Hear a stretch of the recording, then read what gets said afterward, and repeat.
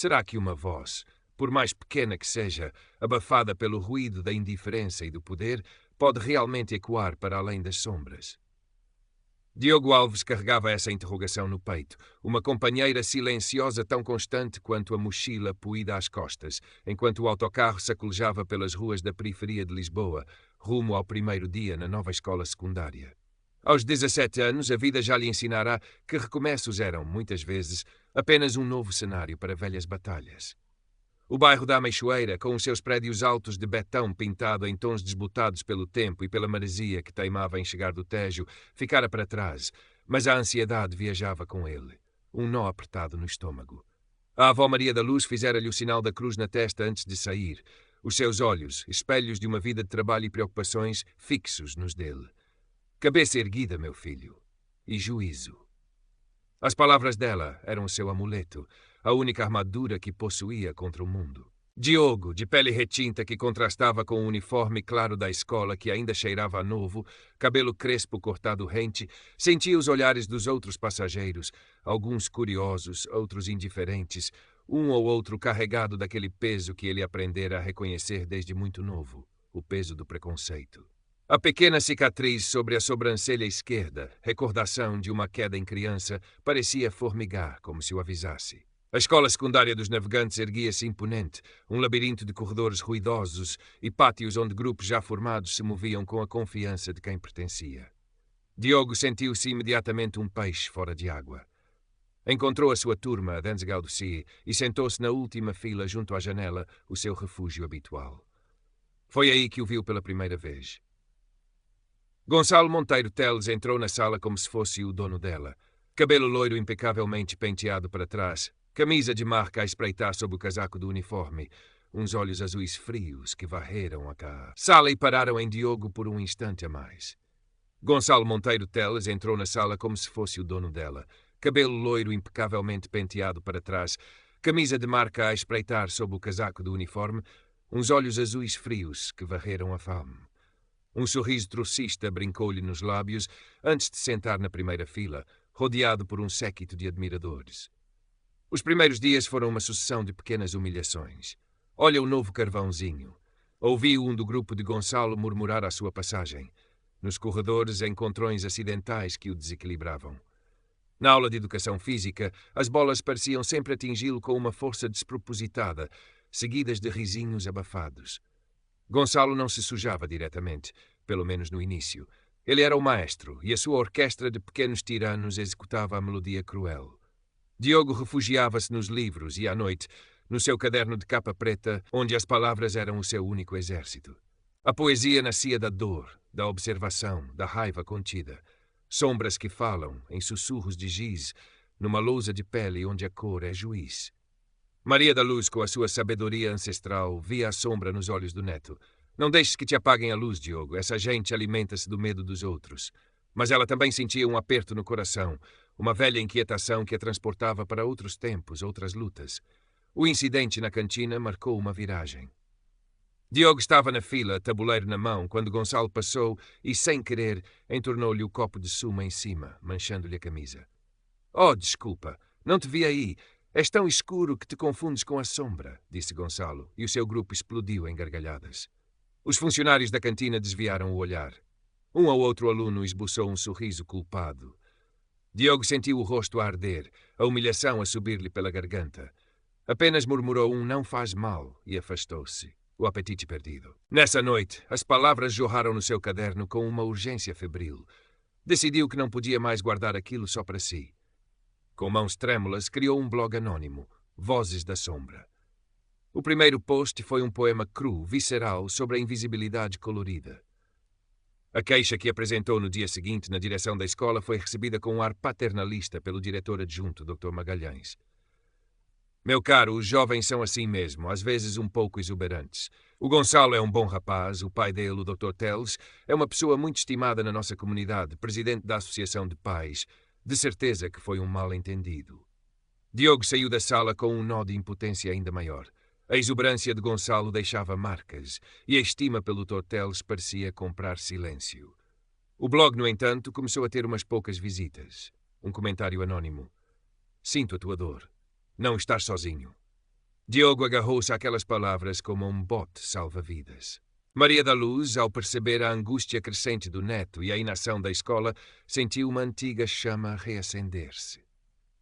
Numa noite chuvosa, enquanto Diogo lutava com um novo poema, ela sentou-se ao seu lado. Diogo, começou, a voz embargada, há coisas sobre o meu passado que nunca te contei. E então desfiaram-se histórias de luta nos anos quentes pós-revolução, das comissões de moradores do bairro a exigirem habitação digna, dos protestos contra a discriminação que já existia, mesmo que disfarçada. Eu era jovem, como tu, mas tínhamos uma voz coletiva. Aprendemos que o medo encolhe quando estamos juntos. Diogo ouvia, fascinado e surpreendido. A sua avó, a mulher que lhe fazia o chá e lhe remendava as calças, tinha sido uma leoa. A revelação da avó acendeu uma nova perspectiva em Diogo. E se a sua voz, mesmo anônima, pudesse encontrar outras vozes?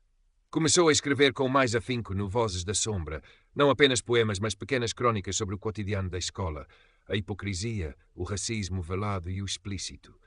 Sem nunca nomear diretamente Gonçalo ou a escola, os seus textos pintavam um retrato dolorosamente familiar para quem o vivia. Entretanto, Gonçalo, cada vez mais irritado com a dignidade silenciosa de Diogo, intensificou os ataques. Agora eram também digitais.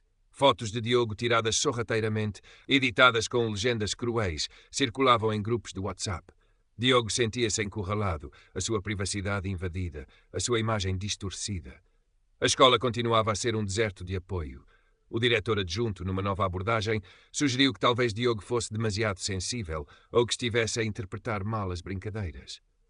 O gaslighting institucional era tão doloroso quanto as agressões de Gonçalo. Foi então que uma pequena luz surgiu na escuridão.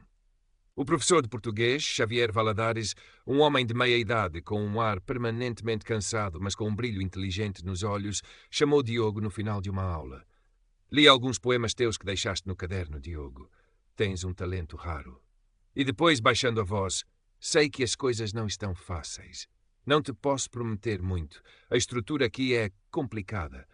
Mas se precisares de desabafar ou de alguém que leia os teus textos com atenção, a minha porta está aberta. Não era uma promessa de intervenção direta, mas era um reconhecimento, uma validação que aqueceu a alma de Diogo. Encorajado, Diogo mostrou ao professor Valadares o seu blog. O professor leu em silêncio durante vários minutos.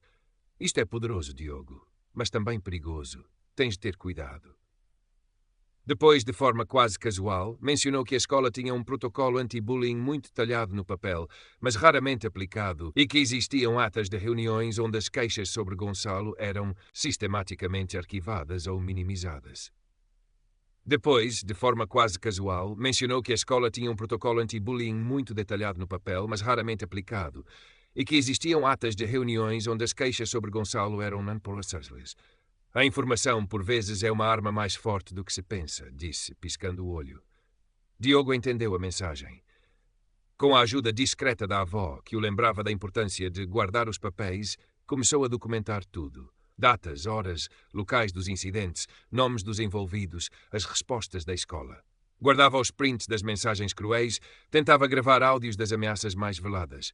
Sentia-se um detetive na sua própria vida. Mas a cada nova prova recolhida, o medo dava lugar a uma fria determinação.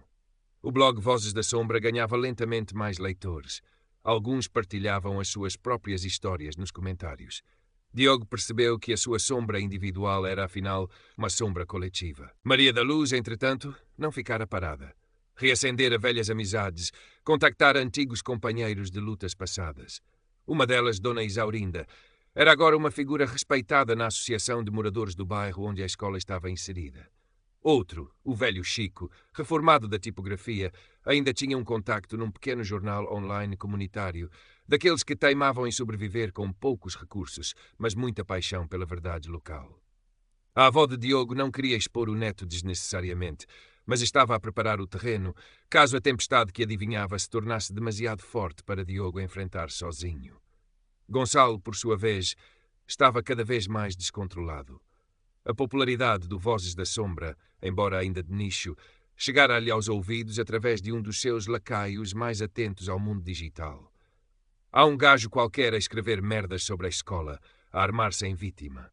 Dizem que pode ser aquele preto novo, Alves.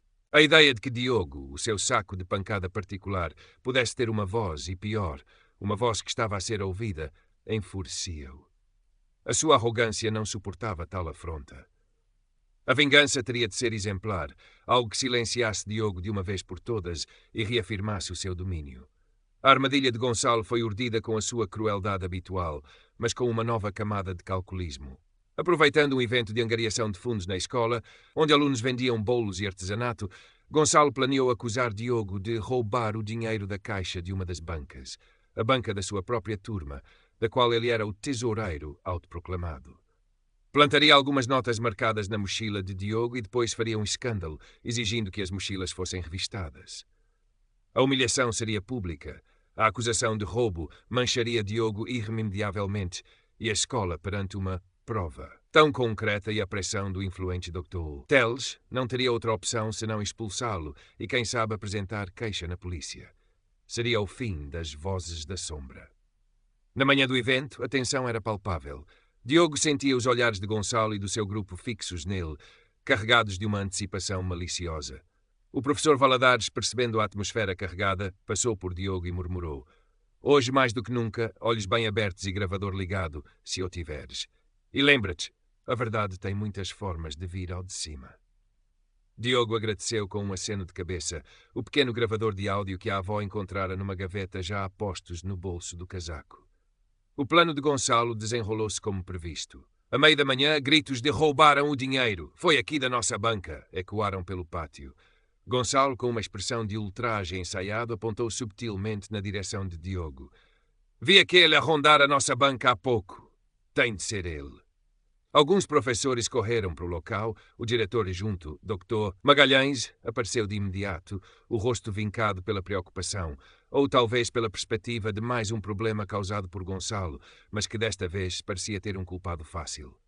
Calma, vamos averiguar", disse o Dr. Magalhães. "Gonçalo, tens a certeza do que estás a dizer?" "Absoluta, senhor diretor. Temos de revistar as mochilas." "Comecem pela dele", insistiu Gonçalo, apontando descaradamente para Diogo, que sentiu um arrepio de pavor, mas também uma estranha calma tomar conta de si. Era agora. Enquanto o Dr. Magalhães, hesitante, mas pressionado pelos gritos do grupo de Gonçalo e pelos olhares curiosos da multidão de alunos que se formara, se preparava para pedir a Diogo que abrisse a mochila, uma voz firme cortou o ar. "Um momento, por favor, senhor diretor." Maria da Luz emergiu da multidão, não sozinha. Ao seu lado, Dona Isaurinda da Associação de Moradores, o velho Chico e um jovem com um bloco de notas e uma câmara que se apresentou como jornalista do Voz da Periferia Online. Um pequeno grupo de outros moradores e pais, alertados por Dona Isaurinda, observava em silêncio, mas com uma presença que alterou imediatamente a dinâmica de poder. O Dr. Magalhães ficou visivelmente desconcertado. "Dona Maria da Luz, o que se passa? Isto é um assunto interno da escola." "Um assunto que envolve o meu neto, acusado sem provas, e uma escola que tem um histórico de ignorar queixas graves de bullying e racismo", respondeu Maria da Luz, a voz clara e sem tremer. "Achamos que a comunidade tem o direito de saber como são tratados os seus filhos e como se apura a verdade por aqui." Gonçalo olhou para a avó de Diogo com desdém, mas um brilho de incerteza surgiu nos seus olhos azuis. O seu pai ainda não tinha chegado, e estes velhos do bairro não faziam parte do seu guião. "Eu não roubei nada", disse Diogo, a voz mais firme do que esperava, "e tenho como provar a minha inocência e a perseguição de que sou alvo." Tirou o pequeno gravador do bolso. "Gravei as ameaças e os insultos racistas do Gonçalo e do seu grupo durante semanas. Também tenho documentado todos os incidentes e a forma como a direção os ignorou." Um murmúrio percorreu a multidão. O jornalista do Voz da Periferia começou a tomar notas freneticamente. "Isso é mentira. Ele está a tentar desviar as atenções", gritou Gonçalo, mas a sua voz já não tinha a mesma arrogância. Foi então que o professor Valadares deu um passo em frente. Tinha uma cópia impressa de vários posts do Vozes da Sombra na mão e também uma pen USB. "Senhor diretor, com o devido respeito, o Diogo é um aluno exemplar e um escritor de grande sensibilidade. O que ele tem sofrido nesta escola é uma vergonha. E não é apenas a palavra dele. Existem padrões." Entregou os papéis ao diretor adjunto. "E esta pen", continuou erguendo-a, "contém algo que penso que todos deveriam ouvir." Antes que alguém pudesse reagir, Uma rapariga do grupo de Gonçalo, Kátia, que andava visivelmente desconfortável há algum tempo, desabou a chorar. Eu não aguento mais. É tudo verdade. O Gonçalo obrigou-nos a gozar com ele, a chamá-lo de nomes. E hoje eu vi o Rui, outro membro do grupo, a pôr o dinheiro na mochila do Diogo a mando do Gonçalo. Ele disse que era para lhe dar uma lição. O caos instalou-se. Gonçalo ficou lívido, tentando silenciar Kátia, mas era tarde demais. O voz da periferia já estava a gravar tudo com o telemóvel. O velho Chico sorriu discretamente para Maria da Luz. A rede que ela tecera com paciência e sabedoria estava a dar os seus frutos. Nesse momento, o Dr. Teles, pai de Gonçalo, chegou, alertado pelo filho por mensagem. Vinha com a sua habitual postura de importância, pronto para resolver a pequena travessura do filho, mas parou abruptamente ao ver o cenário. O filho pálido, uma aluna a chorar, a confessar. A avó de Diogo, rodeada de gente da comunidade, um jornalista a filmar e o diretor adjunto com uma expressão de quem preferia estar em qualquer outro lugar do mundo. O professor Valadares, aproveitando a confusão, conseguiu ligar a pen a uma coluna de som que estava a ser usada para a música ambiente do evento. E o pátio da escola foi inundado pela voz arrogante de Gonçalo, numa gravação clara, feita por Diogo semanas antes, a proferir uma série de insultos racistas e a gabar-se de como aquele preto nunca vai ter descanso nesta escola enquanto eu andar por cá. O silêncio que se seguiu foi mais ensurdecedor do que qualquer grito. O Dr. Teles olhou para o filho, pela primeira vez com uma expressão que não era de orgulho, mas de puro horror e fúria mal contida. A sua tentativa de abafar o caso, de usar a sua influência, desmoronava-se perante a evidência crua e a presença inesperada da comunidade e da imprensa local. O blog Vozes da Sombra, entretanto, explodia online. Alguém partilhara o link nos grupos de WhatsApp da escola durante a confusão, e os posts de Diogo, especialmente o último, onde ele descrevia a sensação de estar a ser armado, estavam a ser lidos e partilhados a uma velocidade estonteante, acompanhados pela hashtag Somos Todos Vozes da Sombra. A armadilha de Gonçalo não só falhara, como se virara espetacularmente contra ele.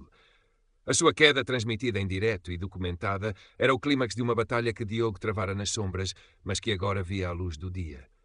O rescaldo imediato foi um turbilhão. O Dr. Teles, normalmente tão loquaz e autoritário, retirou o filho da escola no próprio dia, sob um coro de assobios e gritos de racista, fora. A direção da escola secundária dos navegantes, apanhada numa tempestade mediática, que rapidamente extravasou os limites do Voz da Periferia online e chegou a jornais de circulação nacional, viu-se forçada a agir.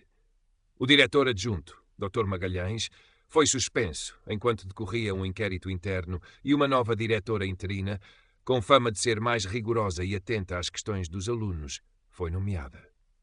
Gonçalo Monteiro Teles, para além da humilhação pública, enfrentou uma queixa formal apresentada por Diogo e pela sua avó, com o apoio da Associação de Moradores e do professor Valadares, junto da Comissão para a Igualdade e contra a Discriminação Racial, CICDE. As provas eram esmagadoras. A família Teles, antes tão respeitada e influente na zona, viu a sua reputação manchada, os seus negócios a serem olhados com desconfiança.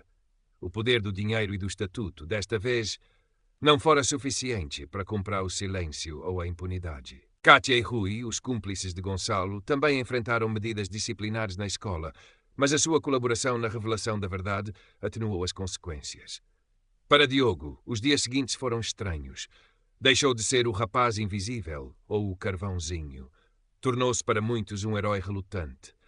Alguns colegas que antes o ignoravam vinham agora cumprimentá-lo, pedir desculpa pelo seu silêncio. Outros ainda o olhavam de lado, talvez por medo, talvez por ressentimento pela queda do rei da escola. Mas Diogo já não se importava com esses olhares. Encontrara a sua voz, e essa voz ecoava.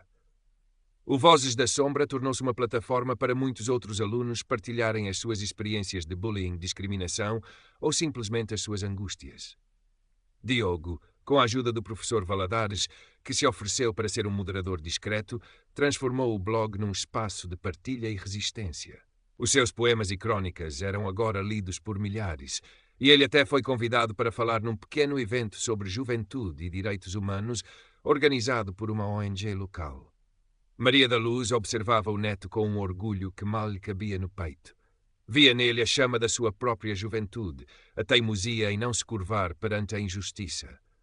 Vês, meu filho, disse-lhe numa tarde, enquanto bebia um chá de Lúcia Lima na pequena varanda do apartamento, observando o movimento do bairro. Uma andorinha não faz a primavera, mas pode acordar as outras para o canto. A comunidade do bairro, de facto, sentia-se mais unida. A vitória de Diogo, por mais pequena que fosse no grande esquema das coisas, era uma prova de que juntos podiam fazer a diferença. As reuniões da Associação de Moradores passaram a ter mais gente e começaram a discutir formas de combater o racismo e a exclusão de forma mais ativa. O professor Valadares, apesar de alguns olhares tortos de colegas mais conservadores, sentiu que finalmente fizera algo verdadeiramente significativo na sua carreira. Continuou a apoiar Diogo e outros alunos que encontravam na escrita uma forma de expressão e de luta. Meses mais tarde, a escola, sob a nova direção, implementou um programa anti-bullying muito mais robusto e criou um gabinete de apoio aos alunos vítimas de discriminação, com a participação ativa de alunos, pais e professores. Não era uma solução mágica. O preconceito não desapareceria de um dia para o outro, mas era um começo, um passo importante na direção certa. Diogo continuou a escrever, a sua voz cada vez mais clara, mais forte. As suas palavras eram pontes entre a sua experiência e a dos outros, entre a dor e a esperança. Sabia que a cicatriz por cima da sobrancelha continuaria lá, uma lembrança das quedas, mas também da capacidade de se levantar. E mais importante, sabia que as sombras só existem onde a luz não ousa entrar. E ele, com a sua avó ao lado e uma comunidade desperta, estava determinado a ser essa luz, por mais pequena que fosse. A luta não terminara, apenas se transformara. E Diogo Alves, o rapaz que um dia se sentira invisível, estava pronto para ela, com a caneta como espada e o coração cheio da força tranquila de quem conhece o poder da sua própria voz. O eco das vozes da sombra estava apenas a começar. A vida na escola secundária dos Navegantes começou, lentamente, a encontrar um novo ritmo. A ausência de Gonçalo e do seu círculo mais próximo deixou um vácuo de poder que, surpreendentemente, não foi preenchido por outro tirano. Em vez disso, uma cautelosa esperança parecia pairar nos corredores. As sessões do novo gabinete de apoio, inicialmente recebidas com algum ceticismo, começaram a ganhar adesão. Alunos que antes sofriam em silêncio encontravam ali um espaço para falar, para serem ouvidos sem julgamento. O professor Valadares, um dos impulsionadores, via em cada pequena história partilhada uma vitória contra a cultura de medo que antes imperava. Diogo, embora já não fosse o alvo principal, sentia o peso e a responsabilidade da sua nova visibilidade. Alguns viam-no como um líder, um papel que ele nunca procurara e para o qual não se sentia totalmente preparado. Continuava a ser o rapaz introvertido que preferia a companhia dos seus pensamentos e dos seus livros, mas algo mudara fundamentalmente dentro dele. A timidez ainda lá estava, mas por baixo dela crescera uma camada de aço forjada na adversidade. O Vozes da Sombra continuava a ser o seu principal canal de expressão, mas agora a sua escrita era menos sobre a sua dor individual e mais sobre as questões que o rodeavam. A justiça social, a igualdade, a importância da empatia. Os seus poemas tornaram-se mais incisivos, as suas crônicas mais analíticas. Recebia mensagens de jovens de outras escolas, de outras cidades, partilhando experiências semelhantes, pedindo conselhos. Sentia-se por vezes esmagado pela dimensão do problema, mas lembrava-se das palavras da avó sobre a andorinha e o canto coletivo. Maria da Luz, com a sua energia renovada, tornou-se uma presença ainda mais ativa na Associação de Moradores. Ela e Dona Isaurinda, juntamente com outros membros da comunidade, começaram a organizar pequenas tertúlias no bairro, debates sobre direitos cívicos, sessões de leitura de poesia, onde os poemas de Diogo eram muitas vezes o destaque. Queriam criar espaços de encontro e de consciencialização, fortalecendo os laços que a vitória na escola tinha ajudado a cimentar. O velho Chico, com o seu contacto no Voz da Periferia Online, garantia que estas pequenas iniciativas tivessem alguma visibilidade, inspirando talvez outras comunidades. Um dia, a nova diretora da escola, Dr. Almerinda Bastos, chamou Diogo ao seu gabinete. Ao contrário do Dr. Magalhães, o seu olhar era direto, a sua postura firme, mas acolhedora. Diogo, disse ela, tenho acompanhado o teu blog e o impacto positivo que tem tido, não só aqui dentro, mas também lá fora. A escola deve-te um pedido de desculpas formal pela forma como as tuas queixas foram tratadas no passado. E eu, pessoalmente, quero agradecer-te pela tua coragem. Mudaste muita coisa por aqui. Diogo sentiu um misto de surpresa e embaraço. Eu só escrevi o que sentia, Dra. Almerinda. E é precisamente isso que faz a diferença, respondeu a diretora. Gostaria de te convidar para fazeres parte de um novo conselho consultivo de alunos que estamos a criar. Queremos que as vossas vozes sejam ouvidas diretamente na tomada de decisões que vos afetam. Diogo hesitou. Não gostava de protagonismos, mas viu nos olhos da diretora uma sinceridade que o desarmou. E pensou na avó, no professor Valadares, em todos os que o tinham apoiado. Acho que posso tentar, respondeu. As consequências para Gonçalo e a sua família continuaram a desenrolar-se.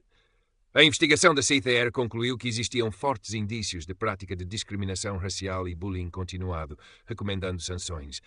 O processo, embora lento, avançava. Mais importante ainda, a aura de intocabilidade dos Teles desvanecera-se. O Dr. Teles viu alguns dos seus negócios locais serem alvo de boicotes discretos, e a sua posição na Associação de Pais tornou-se insustentável. Gonçalo, transferido para um colégio privado caro noutra cidade, era agora apenas uma história de advertência na escola dos navegantes. Um exemplo do que acontece quando a arrogância e o preconceito não encontram limites. No final do ano letivo, houve uma pequena cerimônia na escola para premiar os alunos que se destacaram em diversas áreas. Para surpresa de muitos e embaraço de Diogo, foi-lhe atribuído um prémio especial de mérito cívico e literário. Ao subir ao pequeno palco improvisado no pátio, o mesmo pátio onde tantas vezes fora humilhado, viu o rosto orgulhoso da avó na primeira fila, ao lado do professor Valadares e de Dona Isaurinda. No seu breve discurso de agradecimento, Diogo não falou de si. Falou da importância de cada voz, por mais pequena que parecesse. Falou da necessidade de construir pontes de empatia em vez de muros de indiferença. E terminou com um pequeno poema que escrevera na noite anterior. No pátio da vida, onde o sol teima em nascer, cada sombra encontra sua luz, se ousar florescer. A voz que era eco hoje é canção singular, e no coro das justiças aprendemos a amar. Não há cor que aprisione a alma que quer voar. Somos todos estrelas, à espera de brilhar. Um aplauso caloroso encheu o pátio. Não era apenas um aplauso para Diogo, mas um aplauso para a mudança que ele, com a ajuda de muitos, tinha conseguido inspirar. Ao descer do palco, Maria da Luz abraçou-o com força. Disseste tudo, meu poeta. Disseste tudo. Mais tarde, enquanto caminhava para casa com a avó, o prémio de acrílico na mochila, Diogo sentiu uma leveza que há muito não experimentava. O céu de Lisboa, ao entardecer, pintava-se de tons laranja e rosa por cima dos prédios do bairro. As vozes das crianças a brincar na rua, o cheiro a café vindo de uma janela aberta, tudo parecia mais nítido, mais vivo. A luta não tinha acabado, ele sabia. O racismo, a injustiça eram monstros de muitas cabeças. Mas agora Diogo Alves sabia que não estava sozinho.